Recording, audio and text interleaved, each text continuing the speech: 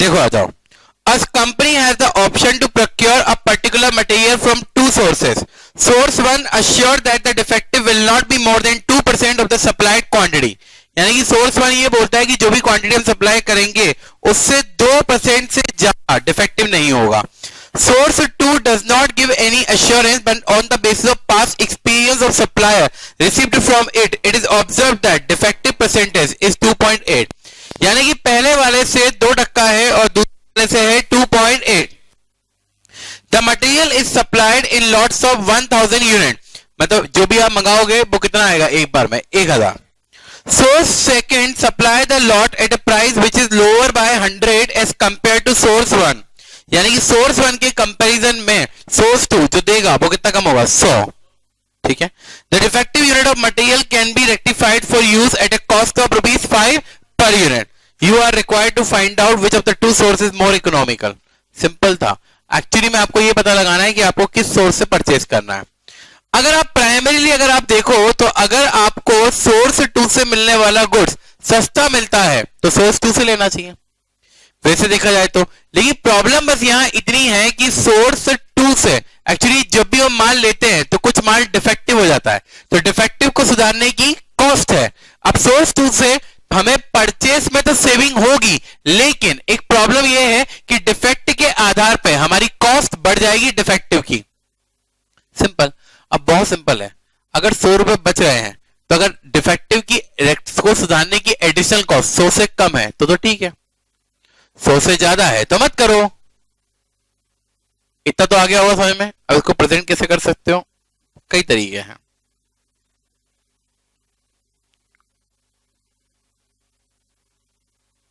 आप सिंपल ये लिख लो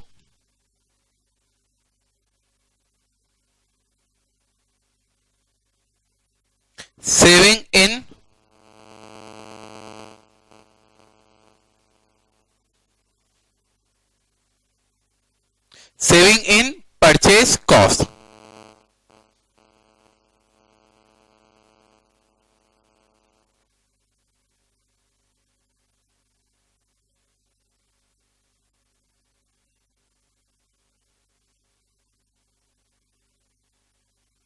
if purchase from source 2.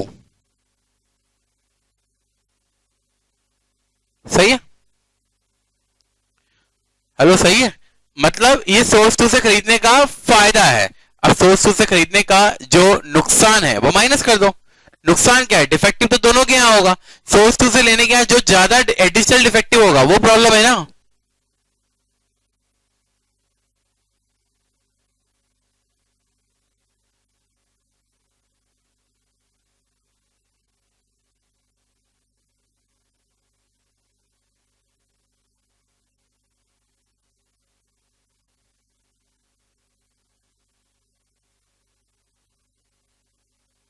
Rectification cost of additional defective. तो सिंपल.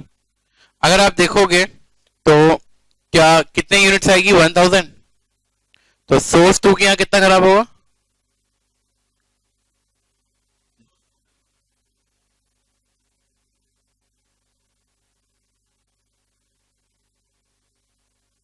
कितनी यूनिट ज्यादा खराब होगी 20 नहीं 8 यूनिट. और एक यूनिट को सुधारने की कॉस्ट कितनी है. सही है ना. क्योंकि 20 यूनिट तो आप सोर्स 1 से लोगे तो भी खराब होगी ना.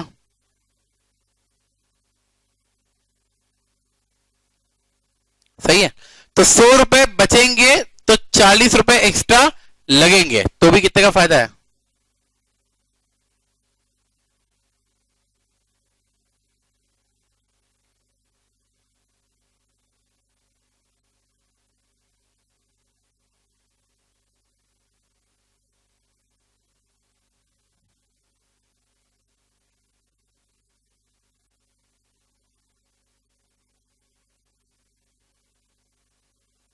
सही.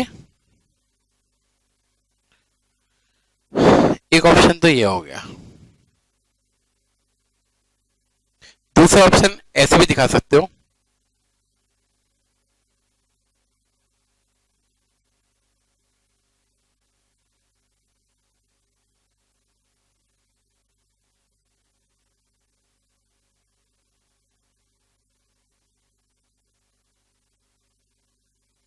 से, अगर मान लो यहाँ 1200 का है तो यहाँ 1100 का। हाँ हेलो, सही है। अब इसमें से सिंपल है ना, ये कॉस्ट हो गई परचेज की कॉस्ट और प्लस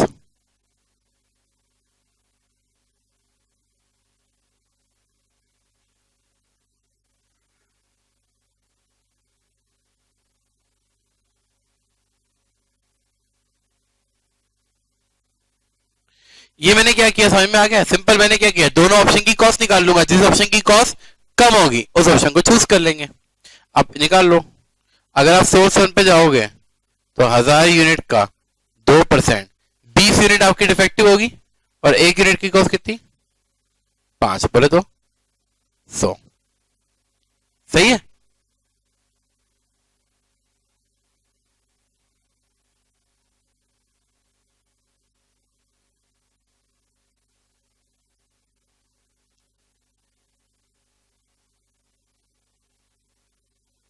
सही है।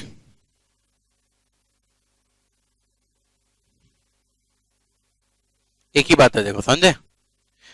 अब इससे साफ समझ में आ रहा है ना? अगर आप सोर्स वन पे जाओगे तो योर कॉस्ट इज 1300 और अगर आप सोर्स टू पे जाओगे तो योर कॉस्ट इज 1240। तो if you buy from source two you would be able to save ₹60, है ना? कॉपी कर लो फिर कमेंट लिख लेंगे।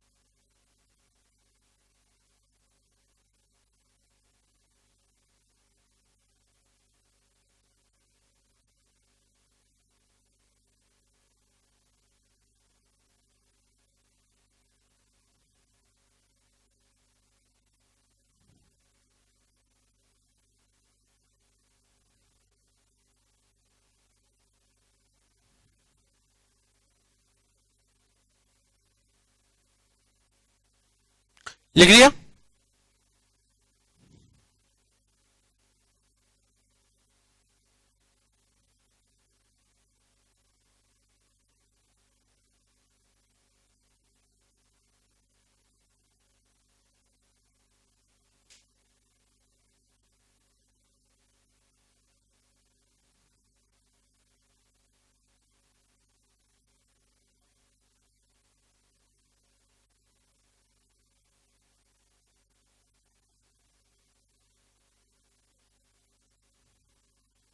लिखो जरा,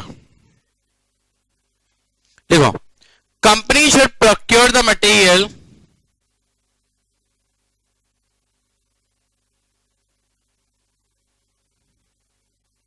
company should procure the material from source to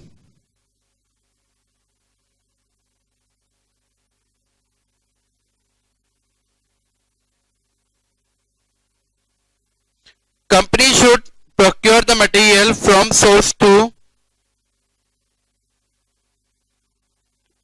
बराबर है as it would save ₹60।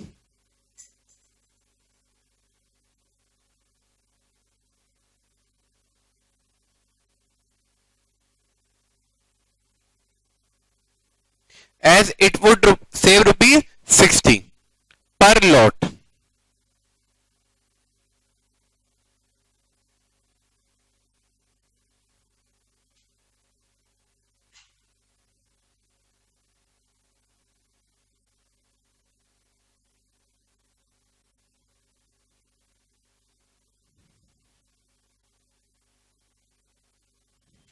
Hello, समझे? ये जो सेविंग होगी ये पर लॉट होगी, क्योंकि उन्होंने कहा ना कि एक बार में हम 1000 मंगाएंगे, तो पर लॉट हम इतना सेव करेंगे। डन? हेलो, सही है? ठीक है, बढ़े आगे। और कौन सा था?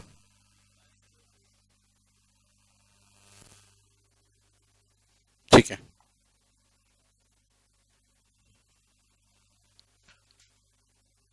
बोलो, लिखो।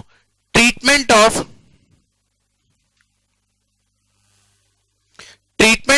Rectification cost.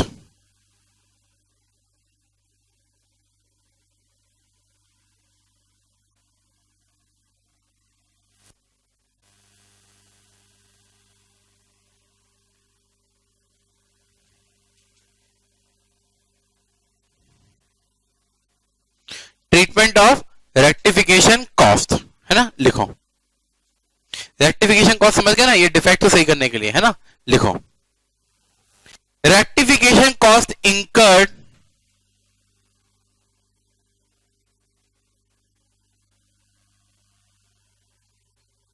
Rectification cost incurred rectification cost, बोलो क्या? हाँ, rectification cost incurred for rectification of defective unit for rectification of normal defective unit for rectification of normal defective unit for rectification of normal defective मतलब business का चलेगा, production होगा, तो normally कुछ ना कुछ तो डिफेक्टिव आएगा। Normal defective unit is added to cost of production is added to cost of production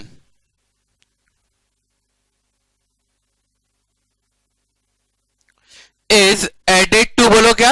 cost of production, बराबर है। while the rectification cost of abnormal defective while the rectification cost of abnormal defective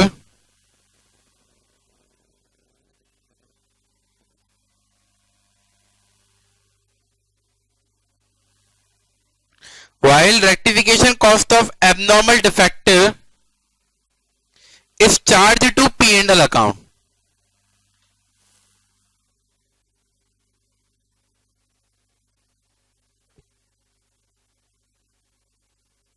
while क्या? rectification of defective is charged to, बोलो क्या? P&L account, मतलब जो rectification cost है of abnormal defective that is charged to P&L account। समझ में आया? कोई दिक्कत नहीं? समझ में आया? पता है ये नॉर्मल है, बहुत नॉर्मल है। ये क्या किया हमने? नॉर्मल डिफेक्टिव मतलब बिजनेस का पार्ट है, तो अगर उसको सुधारने की कॉस्ट हमें लगती है तो that will be charge to customer. तो उसको चार्ज करने के लिए हमने किस में ऐड कर दिया? Cost of production. पर एबनॉर्मल डिफेक्टिव बिजनेस का पार्ट नहीं है, that is a result of our poor supervision, our poor planning, तो उसको हमने क्या किया?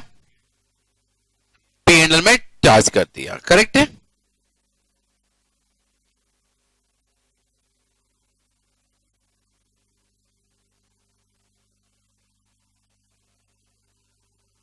ये करो जरा, question number 31।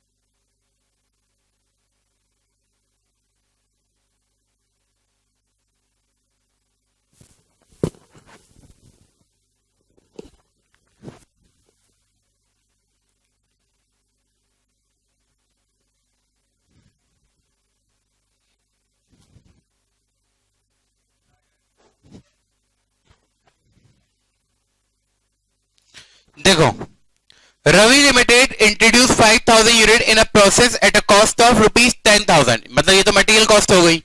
The wages and overhead incurred are rupees 10,000 and 8,000 respectively. ठीक है. It is expected that 10% of the output is likely to be defective. समझना, लॉस नहीं हो रहा है, डिफेक्टिव आ रहा है. लॉस और डिफेक्टिव में डिफरेंस होगा. हाँ, it is not a loss, it is defective. कुछ यूनिट खराब बन के आएगी तो उनको सुधार देंगे. Actual output of good is 4400 unit and the rectification of defective unit cost rupees 4 per unit. इसका मतलब पता क्या हुआ, 5000 यूनिट है तो नॉर्मली हम क्या मान के चलते हैं, कितना डिफेक्टिव होगा, 10%. मतलब कितनी यूनिट हमारी सही बन के आएगी, 4.5, पर बन के आएगी कितनी है, 4,400. इसका मतलब जो 100 यूनिट एक्स्ट्रा डिफेक्टिव है वो क्या कहलाएगी, एबनॉर्मल. तो उनको सुधारने की जो कॉस्ट है that you can not charge to your customer. आ गया था समझ में. और रेक्टिफिकेशन कॉस्ट कितनी है, 4. Calculate the cost per unit and show how will you deal with the cost of rectification of abnormal defective.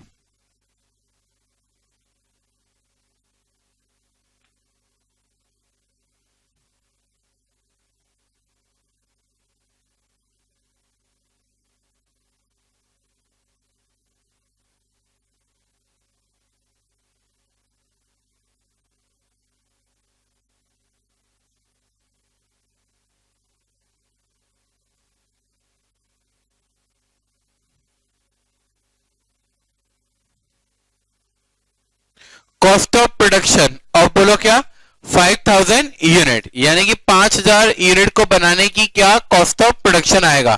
तो डायरेक्ट मटेरियल कितना,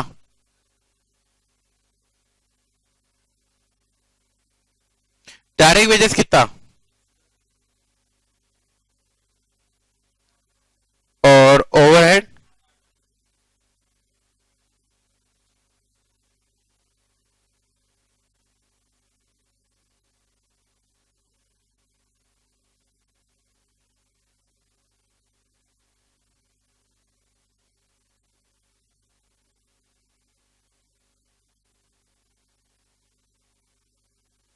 rectification cost of normal defective. तो नॉर्मल डिफेक्टिव कितना है,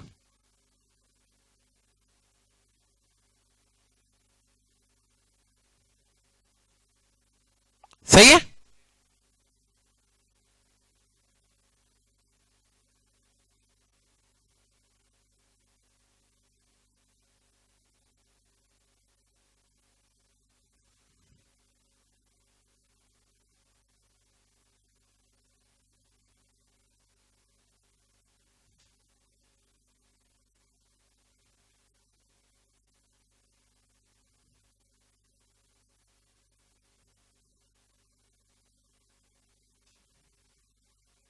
सही है.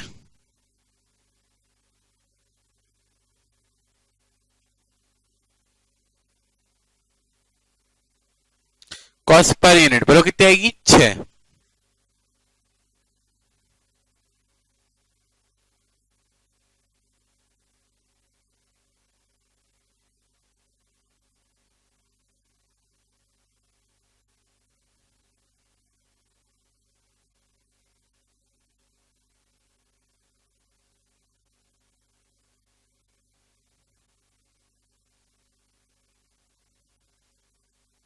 Rectification cost of abnormal defective charge to P and L कितना है unit,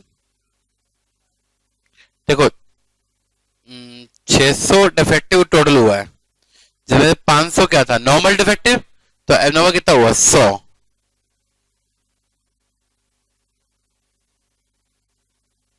सही है.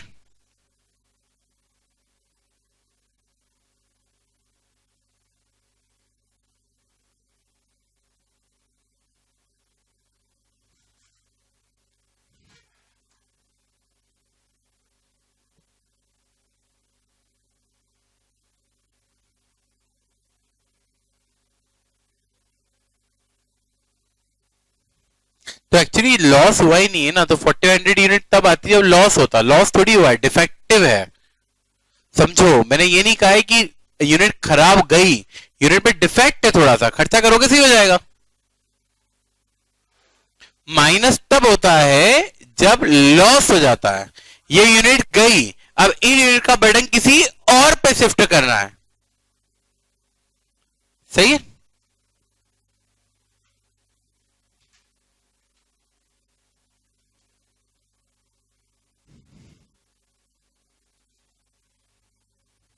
सही है?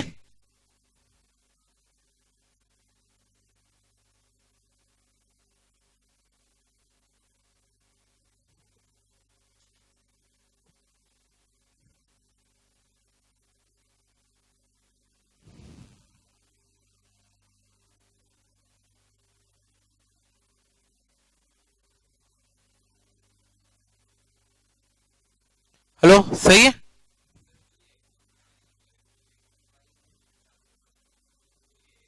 सब माना नहीं है, चार दिया हुआ है क्वेश्चन। ये पीरियड में जाएगा क्योंकि एक्चुअली ये हमारी गलती का पार्ट है। अबे फिर मारूं तेरे में। अबे लॉस थोड़ी हुआ है, तुम लोग समझ ही नहीं रहे हो यार।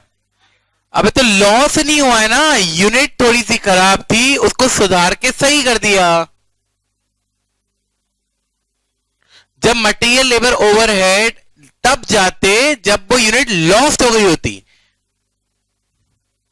हाँ अबे गल समझ ही नहीं रहा है, ये डिफेक्टिव है, this is not loss. Lost में यू लॉस्ट द यूनिट, यहां यूनिट थोड़ी खराब हुई है, यहां still you have unit, you will sell it to your customer, but उसको सुधारने के जो खर्चे हैं वो आप कस्टमर को चार्ज नहीं कर रहे हो। क्या बोला? हेलो, समझ में आया? अगर ये एब नॉर्मल लॉस होता ना बेटा, तो यहां डिवाइड बाय पे 5,000 थोड़ी होता, फिर यहां डिवाइड बाय किससे होता? 4,500। सही है? यहां लॉस नहीं है, देयर इज ए डिफेक्ट, मतलब जितनी यूनिट थी उतनी ही यूनिट मार्केट में बिकेगी। लॉस में ये होता है कि हमने 5,000 यूनिट बनाने डाली, 500 गई, खत्म, तब मार्केट में बेचोगे कितनी? 4,500। सही है? हेलो, बराबर है?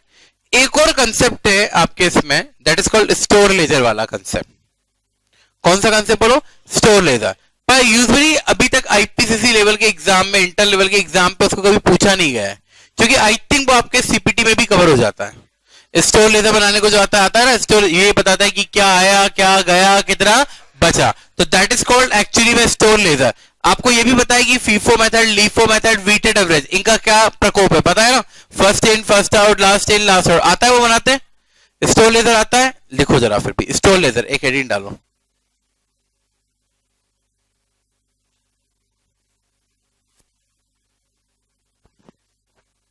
बोलो, लिखो।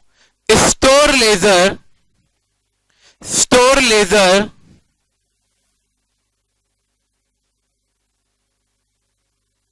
store laser is prepared by the costing department. Store laser is prepared by the costing department. Store laser is prepared by the costing department, which indicate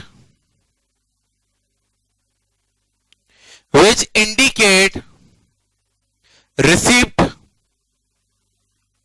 comma, issue and closing unit of stock, and closing unit of stock, along with their cost per unit, along with their cost per unit, along with their, बोलो क्या? cost per unit and value.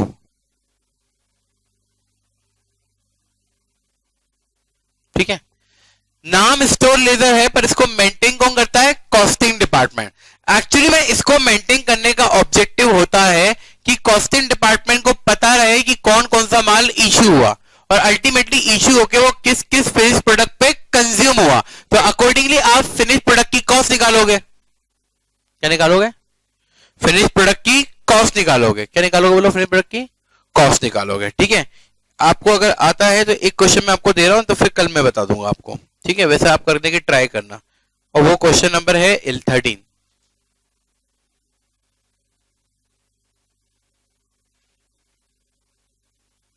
चलो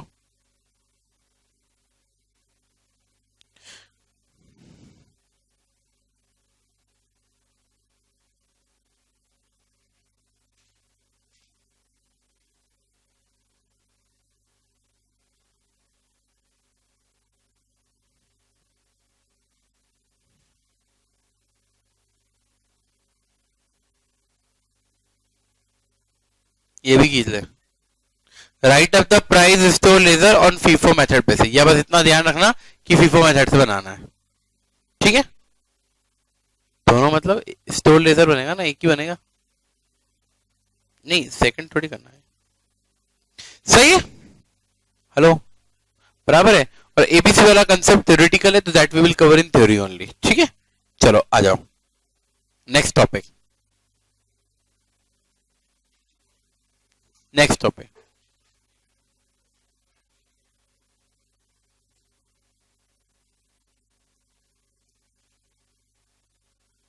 ये actually ना batch costing का question है, पर ये होता ऐसे ही है।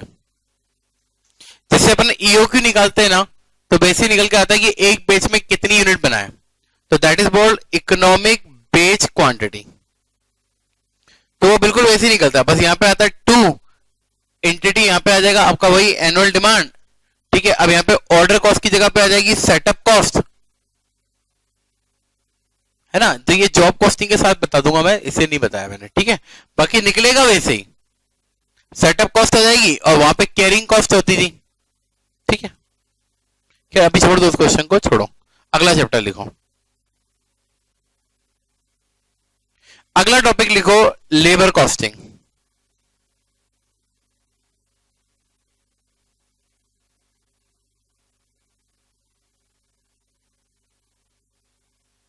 लेबर कॉस्टिंग,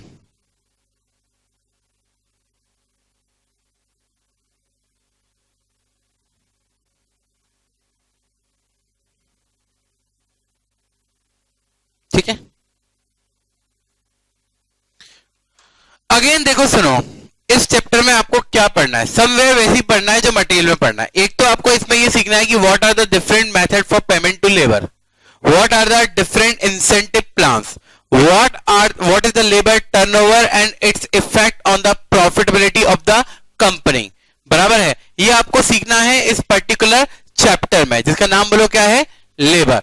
लेबर कॉस्टिंग, हम जानते हैं कि एक ऑर्गेनाइजेशन में दो प्रकार के लेबर काम करते हैं, एक डायरेक्ट और एक इनडायरेक्ट। डायरेक्ट लेबर हम उन्हें कहते हैं जो प्रोडक्शन पे इंगेज है, और इनडायरेक्ट लेबर हम उन्हें कहते हैं जो प्रोडक्शन पे इंगेज नहीं है। सिक्योरिटी, प्लम्बर, इलेक्ट्रीशियन, ये सब कौन है, इनडायरेक्ट लेबर से, करेक्ट है। लिखिए पहली बात तो, point number 1, there are two type of labour cost, there are two type of labour cost, there are two type of labour cost, there are two type of labour cost, that is direct labour cost, there are two type of labor cost, that is direct labor cost and indirect labor cost.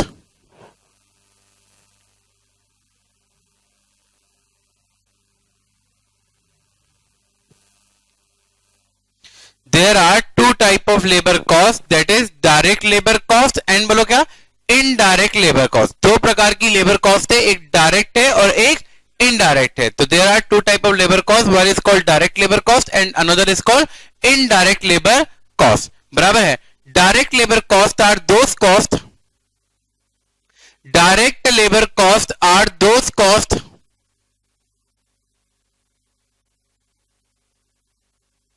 direct labor cost are those costs which can be identified, which can be identified with particular product, which can be identified with particular product, comma job or batch, which can be identified with particular product, comma job or batch, which can be identified with particular बोलो क्या, product, job और batch, बराबर है। while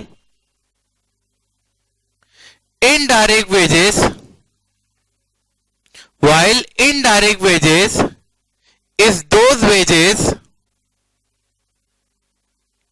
while indirect wages is those wages which cannot be identified,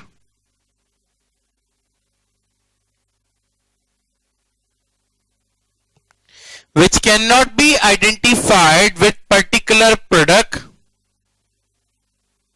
comma job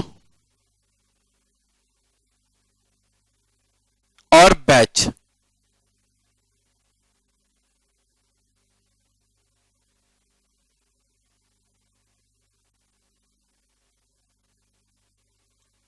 सही है, जिन्हें आप particular के साथ आइडेंटिफाई नहीं कर सकते, like plumber wages, like plumber and electrician wages लिख लो.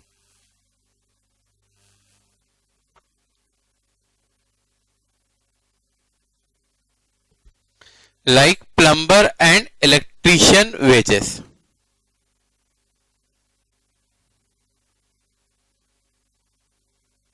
सही है ना. सेकंड पॉइंट लिखो, लर्निंग ऑब्जेक्टिव्स.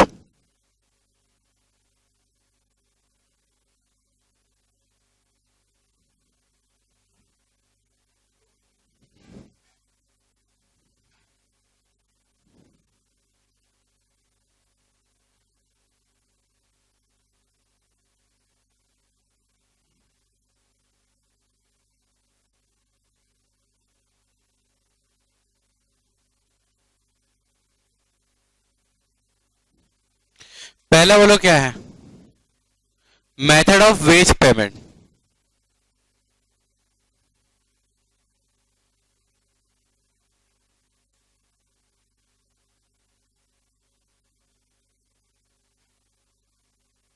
दूसरा है incentive scheme.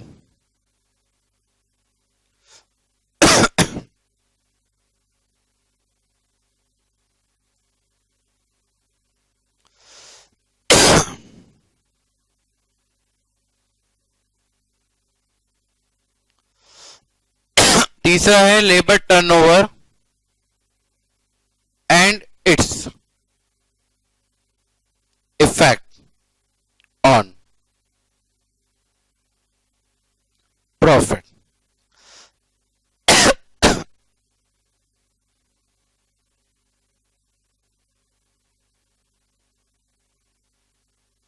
Idle time and treatment of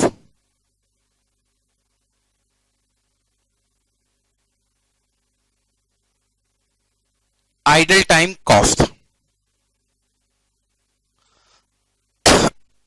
सही है, मेथड ऑफ वेज पेमेंट सीखना है, इंसेंटिव स्कीम सीखना है, labour turnover and its effect on profit, idle time and treatment of idle time, और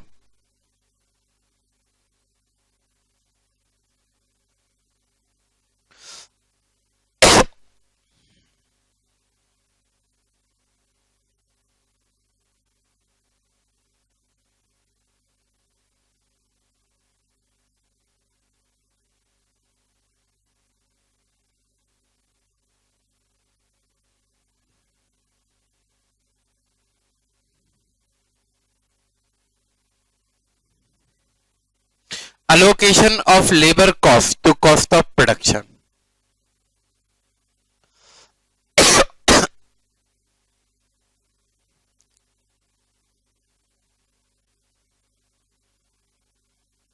ठीक है, ये सब हमें पढ़ना है. ये पढ़ लिया मतलब चैप्टर खत्म. सही है, ये अगेन थोड़ा अलग टॉपिक है. ये टॉपिक वैसे तो इजी है, लेकिन इस वाले चैप्टर में तो एक्चुअली मटेरियल में है ना, इतना क्वेश्चन रीडिंग इंपॉर्टेंट नहीं था, क्योंकि सिंपल ज्यादातर क्वेश्चन ईओक्यू वगैरह निकालने के होते, तो एक जैसी इंफॉर्मेशन आती रहती है, you become comfortable with that. Labour costing में एक्चुअली में आपके लिए कंसेप्ट के साथ साथ इंफॉर्मेशन क्वेश्चन की कैप्चर करना बहुत इंपॉर्टेंट है, और अगर वो समझ आ गई तो ये चैप्टर बनेगा.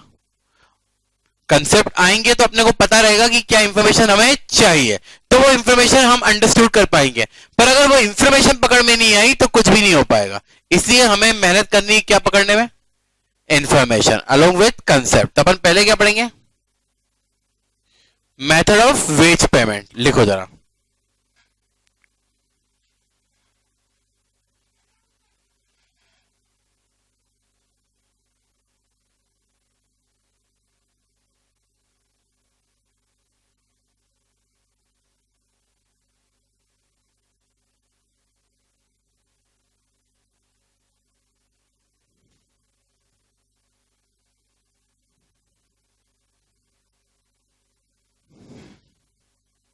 सही है। Hello, method of wage payment लिखो।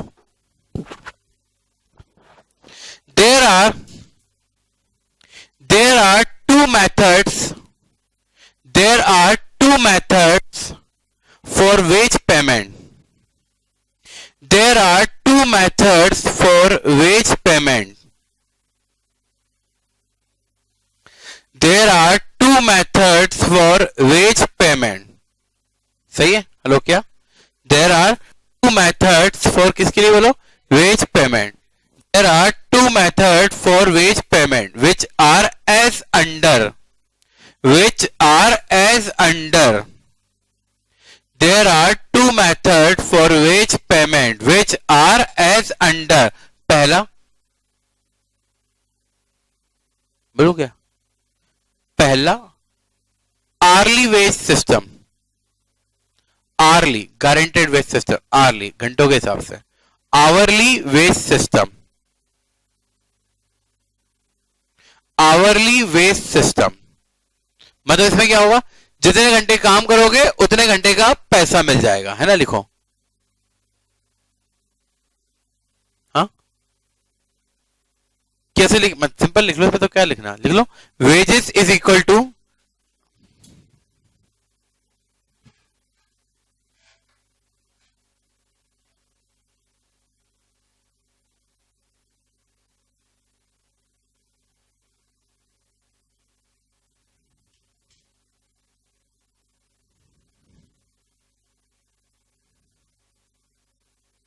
इसको वर्कड बोलते जरूर है बट एक्चुअली में होता ये है कि number of hour spent on the promises, कब आए और कब गए।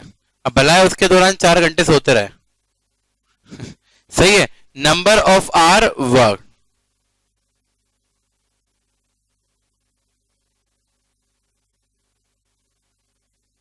Into rate per our.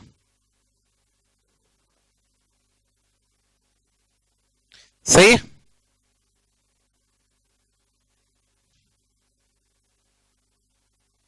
और नंबर ऑफ आवर वर्क कैसे निकल के आते हैं यहां पे?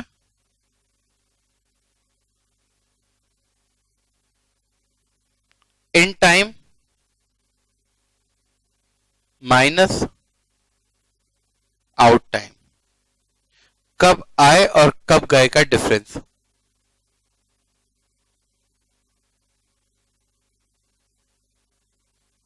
ठीक है, मैं ये टोटल वेजेस की बात कर रहा हूं। अगर कभी किसी पर्टिकुलर प्रोडक्ट के लिए निकालना है तो उस पर्टिकुलर प्रोडक्ट को बनाने के लिए कितना समय लगा। अब हर सिस्टम के प्लस और माइनस है ना, तो इसका मेरिट भी है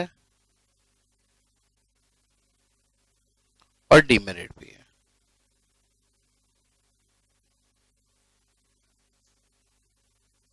सही है।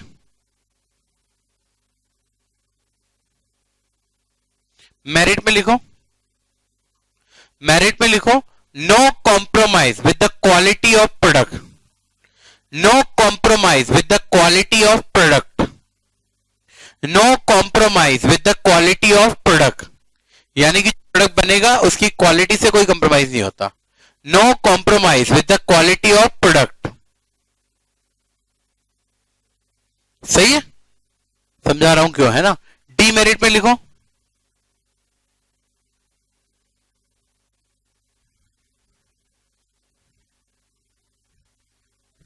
है ना, डीमेरिट में लिखो आइडल टाइम वेजेस,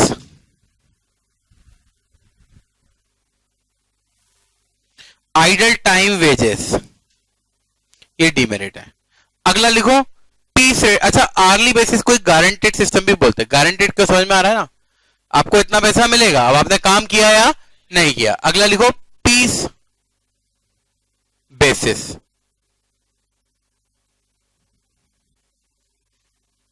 क्या लिखा आपने? Piece basis.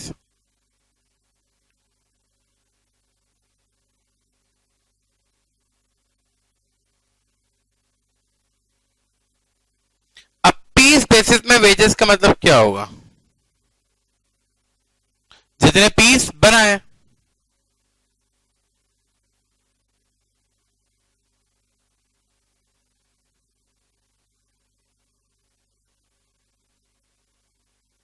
Number of pieces produce,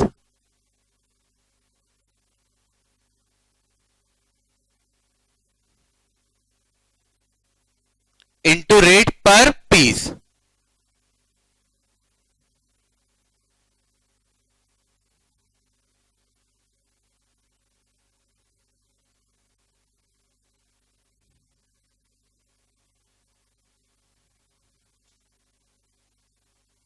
क्या मेरिट और डिमेरिट? इसका मेरिट लिखो, idle time wages is avoided.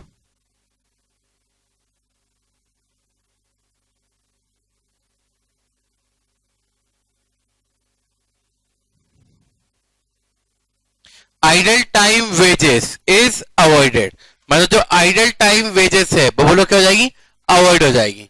तो डीमेरिट में लिखो, डीमेरिट में लिखो quality of product is compromised, may be sorry, quality of product may be compromised, quality of product may be compromised, quality of product may be compromised.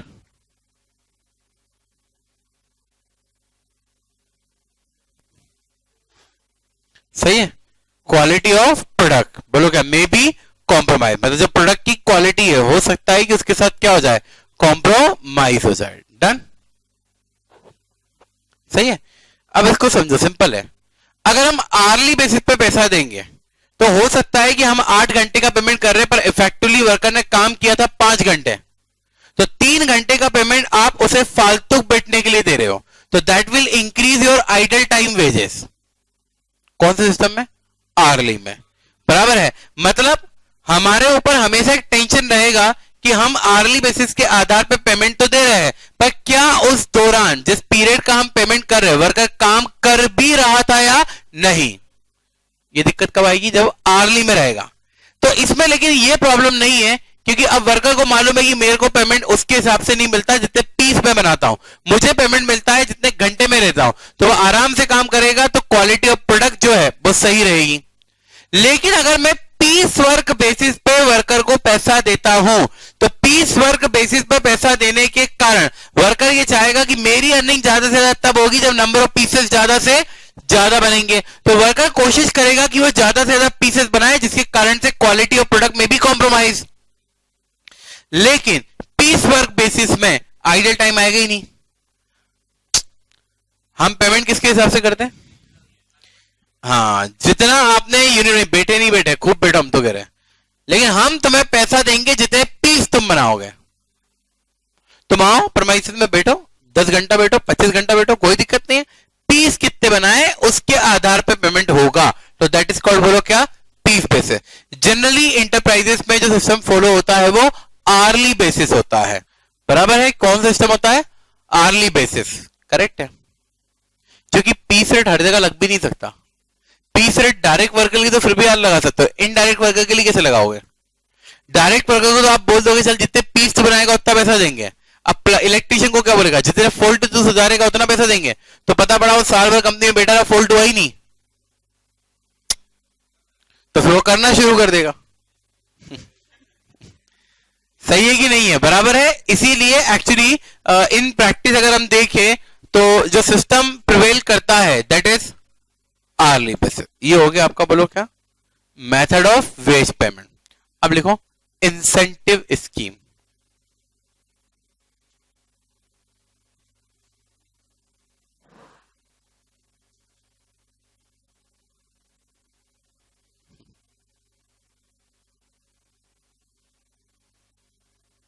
क्या बोला, incentive scheme. अब देखो सुनो, इंसेंटिव स्कीम क्या है. Actually में अगर मैं इंसेंटिव स्कीम की बात करूं तो इंसेंटिव स्कीम एक लालच है to increase the productivity of worker. क्या कहा मैंने, इंसेंटिव स्कीम इज अ लालच to increase the productivity of the worker.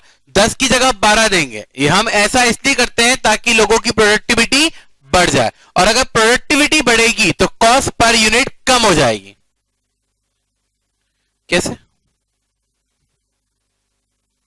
कैसे, देखो सुनो, जैसे मान लो, ऐसे सुनो जरा, ध्यान दो मेरी बातों पे.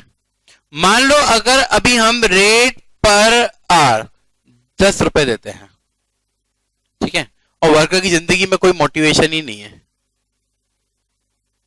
तो वह यूनिट बनाता है 1। तो अल्टीमेटली अगर मुझसे कोई पूछे तो मैं कहूंगा कि कॉस्ट पर यूनिट हो गई 10 रुपए। क्यों? क्योंकि मैं आपको 1 घंटा काम करने के 10 रुपए देता हूं और आप पूरी मेहनत करके उसे 1 घंटे में कितनी यूनिट बनाते हो? 1। तो रेट पर यूनिट कितना हो गया? 10। अब मैंने सोचा यार एक काम करते, थोड़ा लालच वालच लेके आते हैं, तो मैंने वर्कर को बोला मैं तुम्हें 1 घंटे के 15 रुपए दूंगा, प्रोवाइडेड तुम उस 1 घंटे में 2 यूनिट बनाओ।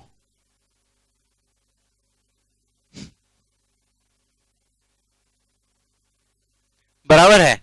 अब इससे क्या फायदा होगा मालूम है? वर्कर को मिलेंगे 15 रुपए, पर उस 15 रुपए में यूनिट कितनी बनेगी? 2। यानी कि अब मेरे लिए 1 यूनिट कितने की हो गई? 7.5 रुपए। नहीं है बात समझ? कई लोग ये समझते हैं इंसेंटिव स्कीम में कंपनी इंसेंटिव देती है और बोलती है कि हम कॉस्ट कम करना चाहते हैं।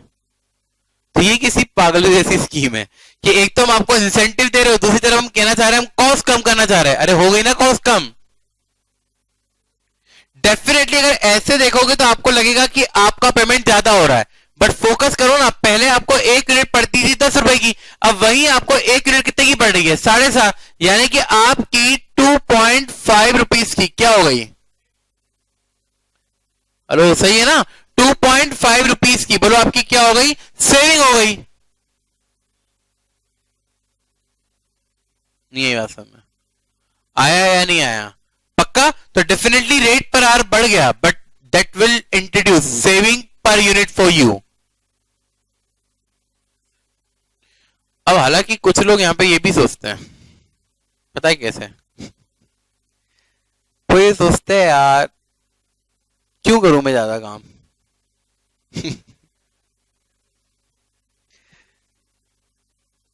हाँ, जैसे बच्चे सोचते हैं क्यों मैं पढ़ूं ज्यादा, मैं इतनी मेहनत क्यों करूं, बीमार हो गया तो फिर मेरा जीवन ही नहीं बचेगा, और जीवन ही नहीं बचा तो किसी चीज का कोई महत्व ही नहीं रह जाएगा। सीरियस है ये वाला जो बात मैं भी बोल रहा हूं ना, कि कुछ लोग ये सोचते हैं क्यों करे। अभी तुम में से कोई थोड़े दिनों बाद पूछेगा मेरे को, तो ये ध्यान रखना, मैं तो तुम्हें याद दिलाऊंगा कोई अगर इस बात को भूल गया तो शर्मा शर्मी में हो सकता है ना, याद रखेगा तो हो सकता है शर्मा शर्मी में ना पूछे, पर ये बच्चों के दिमाग में पॉइंट आएगा जरूर, तुम देख लेना। पता है कैसे आएगा? मैं बताऊंगा। बाद में कुछ इंसेंटिव स्कीम आएगी, तो वो ये बोलेगी कि 10 घंटे अगर एक काम को करने के लगते हैं तो तुम इस काम को 8 घंटे में करके दिखाओ तो तुम्हें इंसेंटिव मिलेगा सही है। अब बच्चा कैसे सोचता है मैं ये बताता हूं। बच्चा ऐसे सोचता है यार देख, पहले अपन ये काम 10 घंटे में करते थे तो 10 रुपए के हिसाब से कितने मिलते थे? 80। बच्चा मतलब वर्कर भी सोचता है ऐसे। और अब मैं ये मुझसे पागल क्या बोल रहा है? 8 घंटे काम कर तो 80 रुपए मिलेंगे। सॉरी ये 100 है, सॉरी क्या कहा मैंने, समझ में आया? 10 घंटे काम और 1 घंटे का रेट कितना है? 10। तो पहले कितने मिलते थे? 100। अब ये बोला 8 घंटे में काम कर तो 10 रुपए के हिसाब से कितने मिलेंगे? 80। और इंसेंटिव दूंगा। अरे इंसेंटिव जो मिलेगा वो ठीक है, 20 रुपए का नुकसान तो यही होगा वो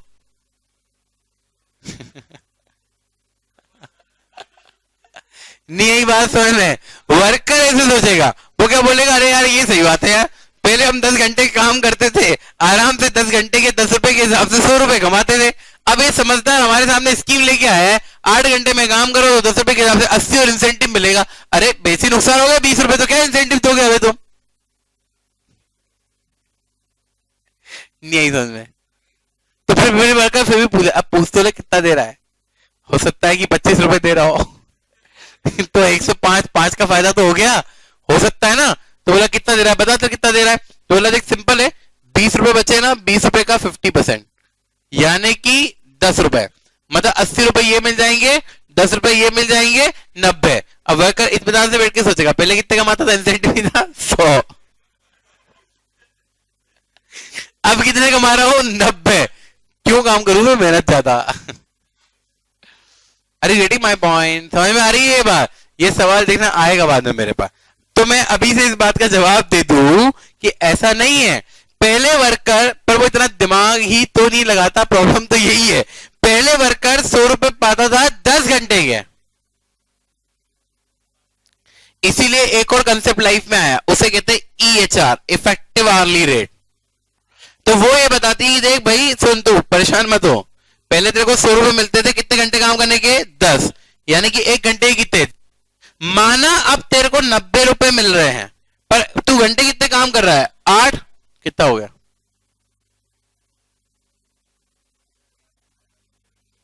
11.25। तो देखो फायदा हो रहा है ना। तो पता है अभी वर्कर कैसे सोचेगा, तो भी तो नुकसान ही है ना। अरे पर आए 11.25 मिल रहा है, बट तुम काम तो कम करवा रहे हो ना मेरे से।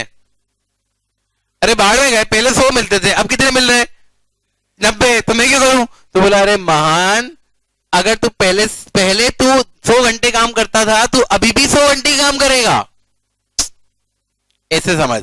तू पहले 100 घंटे काम करता था, तू अभी भी 100 घंटे काम करेगा।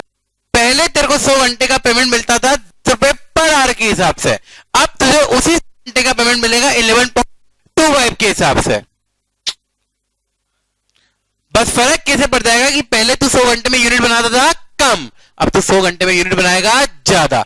जो तूने 2 घंटे में कम काम किया वो ये नहीं तू घर जाके सो जाएगा, तू काम करेगा और उसका भी तू पैसा कमाएगा। नहीं बढ़ता, ऐसा नहीं कहती हमने। तू ये काम कितने घंटे में करता था बे, बोला 10 घंटे में करता था। अब एक काम कर, 8 घंटे में कर, इंसेंटिव ले, और बाकी 2 घंटे क्या करना, घर जाके सो जाना। तो ये नहीं करेगा ना, बोलेगा यार मैं तो फ्री हूं ना, तो मैं तो अगर 10 घंटे काम करके 100 रुपए कमा सकता हूं, तो मैं 8 घंटे काम करके 90 रुपए क्यों कमाऊं। लेकिन हम इससे कहेंगे 2 घंटे तू सोएगा नहीं, तू दूसरे प्रोडक्ट पे लगाएगा भाई, मतलब तू काम अभी भी 10 घंटे ही करेगा, बट पहले जो काम 10 घंटे में करता था वो काम 8 घंटे में करेगा, और 2 घंटे में दूसरा काम करेगा। नहीं समझ में आया, लिखो।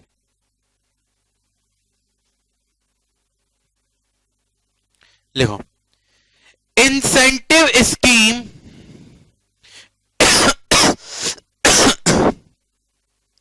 incentive scheme is introduced by the enterprises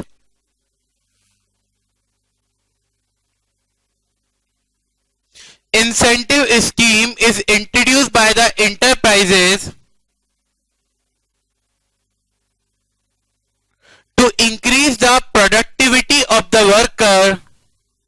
Incentive scheme is introduced by the enterprises to increase the productivity of the worker. Incentive scheme is introduced by the enterprises to increase the productivity of the worker. क्या? To increase, बोलो क्या? To increase the productivity of the worker with the objective of reducing cost per unit of finished product, with the objective of reducing cost per unit of finished product,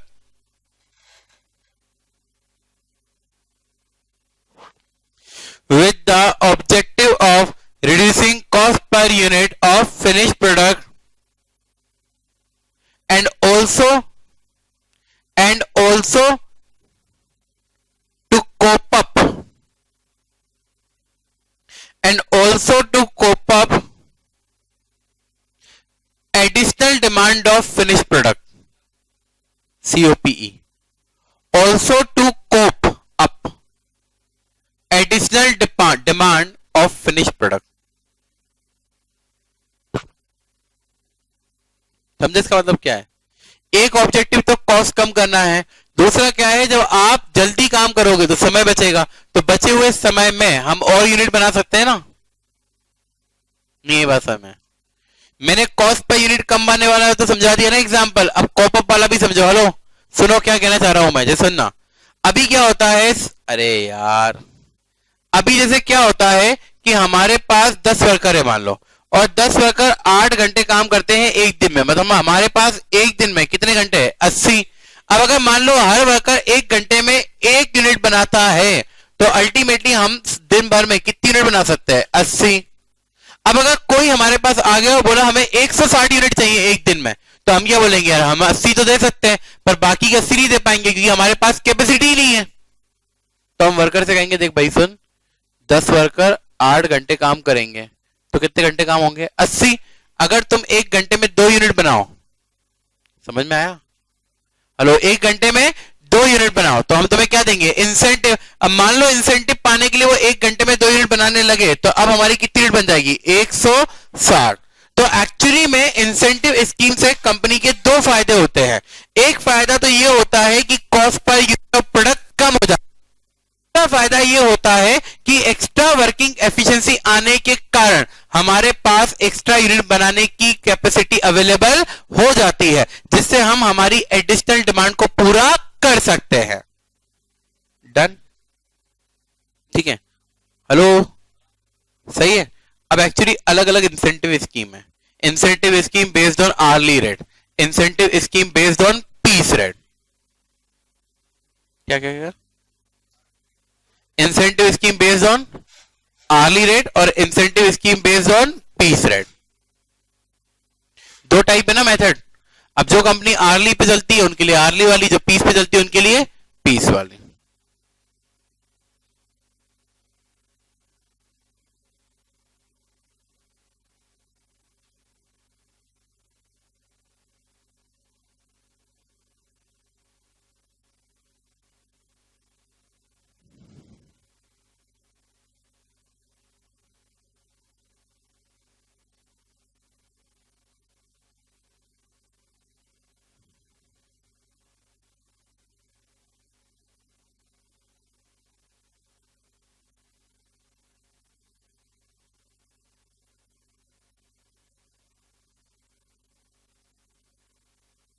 सही है, based on hourly rate और based on piece rate.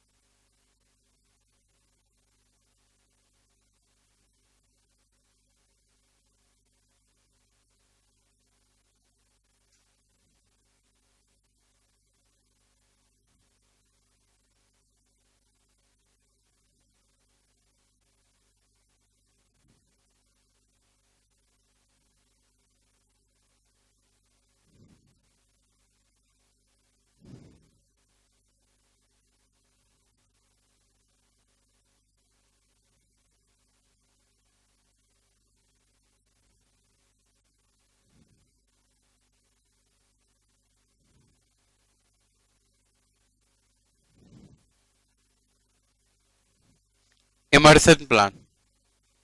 फिर Bedaux point.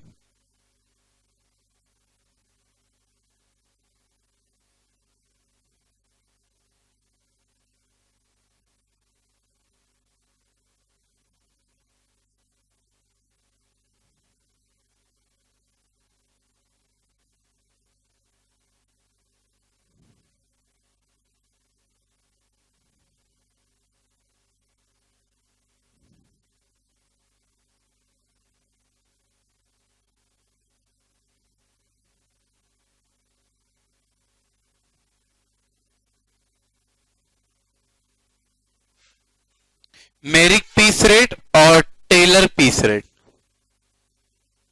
एक और है Gantt and task, वो दोनों का कॉम्बिनेशन होता है। वो नहीं लिखवा रहा हूं मैं, बाद में लिखूंगा। ये सब पढ़ना है मैं, सही है। इसमें एक्चुअली अगर एग्जाम के पॉइंट ऑफ व्यू से देखो तो ये और ये ही इंपॉर्टेंट है।